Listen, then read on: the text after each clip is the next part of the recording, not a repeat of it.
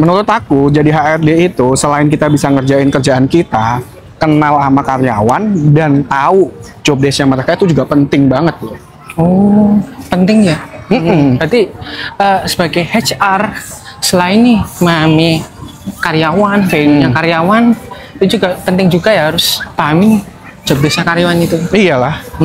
Kenapa penting? Gini, ya ibarat kata nih, kalau kita paham karakter karyawannya sama paham job desk-nya, itu akan memudahkan kita kalau kita nyari orang nantinya. Jadi kalau misalkan nyari penggantinya atau nyari timnya dia, itu lebih mudah gitu. Karena ya kalau kita paham kerjaannya, paham karakter orangnya, berarti kita bisa nyariin orang yang cocok dengan orang itu.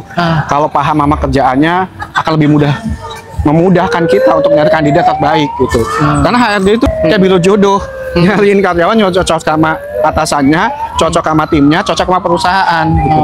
Kita harus bisa nebak-nebak itu sih. Dengan modal itu pasti berguna banget gitu. Nah, tapi tapi pernah nggak sebagai aja nih Kasuar nih, selain udah dapat nih mami karyawannya cocok nih, udah juga nih paham nih sama job desk karyawan, tapi isunya nggak cocok.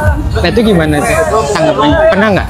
Ya, kalau kayak gitu tuh pasti selalu ada. Selalu ada ya? Pastilah, dari possibility itu selalu ada. Makanya paling penting adalah gini, di awal kita harus tahu sebenarnya requirement dari usernya tuh apa. Itu harus disepakati di awal nih. Jadi lo nyari orang yang modelnya gimana, pengalamannya, mungkin dari sisi karakternya gimana.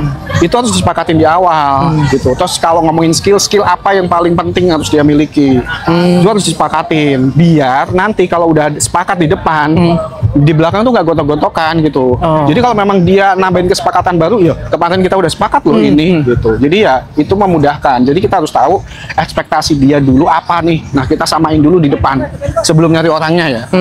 Gitu. Kita baru nyari orangnya kalau udah sepakat itu. Itu sih tipsnya paling. Oke.